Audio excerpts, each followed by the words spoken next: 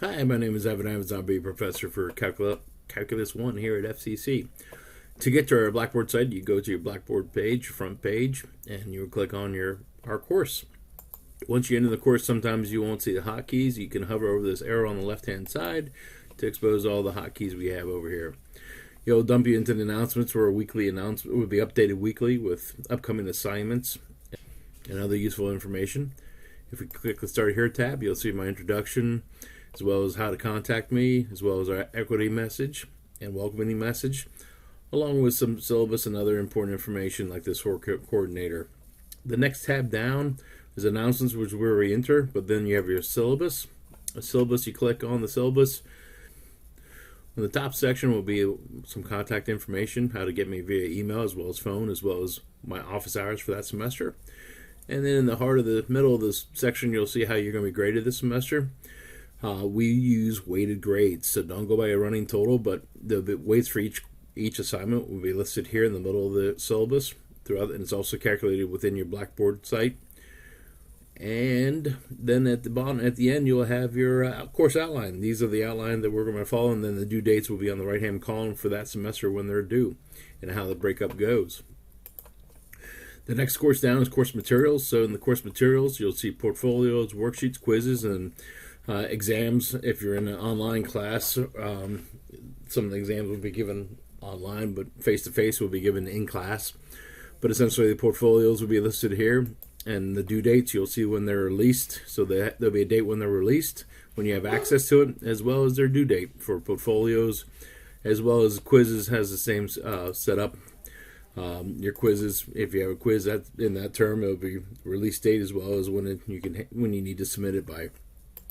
And the worksheets here, basically there'll be some worksheets here. Will be supplemental worksheets, whether it be classworks or if you're not face-to-face class, the worksheets that we cover in class or classworks that we do in class will be located there, as well as if you're online, a supplemental work for you. The weekly assignments, the breakdown on how to find out what you do each week is basically broken down by the week. If we're in a summer session, it'll be a 5-week or 8-week or a 10-week or a 12-week or 13-week or 15-week, depending on the semester breakdown. It'll break you down by week, and you'll see the topics that are due for that week or that we're going to cover in that week. For instance, here in week 3, in this particular semester, we're going to be covering 3.1, which is defining the derivative, and 3.2, the derivative is a function. And there's also a quiz number 1 that's due on that date, or at the end of the date. So we break up our assignments into, we have first half of the week, the assignments due Wednesday by midnight, and the second half of the week, it's due Friday at midnight. So this 3.1 in this particular case will be due Wednesday by midnight, and the 3.2 assignment will be due Friday by midnight. So when you click on the folder, you see again introduction for that week. On the top here, you have classwork. Here's classwork 3.1, 3.2. So if you supplement it, that won't be collected. But if you happen to miss a class, you can see what we covered in class. Or if you're online, you have supplemental material to work on. We'll get to homework in a second. But essentially, the readings here. Here's your readings for your book is free, by the way. It's a free open educational resource. And you will click the expectations. You click on the reading for 3.1. So you click on that reading, and it'll take you directly to that section that we're covering. And what you're expected to do is to read that chapter in the textbook, that section. And at the end of each section, there's exercises. The expectations is that you do the exercises. And that's the odd ones are worked out for you. They're highlighted on the web base. You can find out the answers for the odd ones. To get credit for homework, though, each student has to do an even problem from each section. One problem from each section of the homework. And that's going to be located here. You would click on after you read the section, you choose a homework to do. 3.1, for instance, you would go through that 3.1 and you would create a thread. So you create a thread here, and in this title, you're going to tell the students and the rest of us what number you're going to do. So in this particular case, I'm in 3.1, so it should be 3.1, and then if I choose to do the even one, I'm going to do number 8, for instance. That would be included in the title, so other students know that you're attempting number 8 from section 3.1. The goal for the homework is every student has to post one solution to one even problem that's found at the end of that section. Problems they're all found at the end of the section. You're not allowed to repeat any problem that's already been done by or posted by a student. So it's on a first come, first served basis, and this will count as your homework grade. If you complete the assignment before the due date and it's correct, you're going to earn all 3 points. Each homework assignment is worth 3 points. If you complete it before the due date and it's incorrect, you'll still earn 2 out of 3 points. If you post it after the due date, it's late after the due date, but it's correct, you'll still earn 2 out of 3 points. And if you post it after the due date and it's wrong, you'll still earn 1 out of 3 points. If you don't post at all, you're going to hit 0 points. And again, to make sure you label that question, you're going to put in the title the section that you're going to do, you're doing it from, and the number. And then you would submit your answer here, and you go up there and submit it.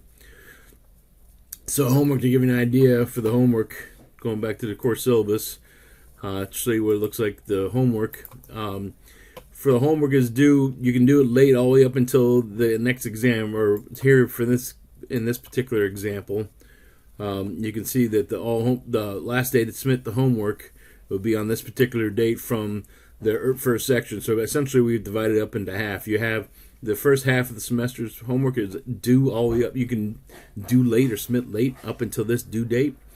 And then after that, starting at section 3.4 and 4.2 here, basically chapter 4 is on, you have until this date, the end of near the end of the semester, to submit those homeworks. If you don't submit, for instance, if you happen to skip something from 2.4, you have until this due date that's listed here to submit it to get credit. Otherwise, after that due date, it turns into a 0. I can answer more in question or office hours or online if you have any questions with that. So to see the overall homework postings, you can click on the homework postings right there to get one to directly see which ones are available. And you can work ahead, obviously, if you wish to. Vector hours. These are online office hours. Yes, I have face-to-face office hours. They're going to be listed there, but also there'll be a link in here. Besides my face-to-face office hours, there'll be a link for Zoom for that particular semester. And you just click on that link during that time that I meet. Even if we're a face-to-face student class, I still have online office hours for your convenience. If you need to email, obviously you can email there, and your grades can be located there. Remember, don't go by this running total, though, when you're adding up your grades. Refer to the syllabus for the weighted grades, so to calculate your grade. I know there's going to be plenty of questions, but at least that should be enough to get us started. Just to give you also an idea, besides the links within each weekly assignment for all the readings, say week 5, besides these links here, you can also go to this tab down here, which is OpenStax content, which will give you access to the entire book and online book, and again, it's free. And that you can either go to the chapters or you can go to the full textbook in itself. So please email me with any questions. I'll be happy to help. And until then, I'll see you down the way. Thanks.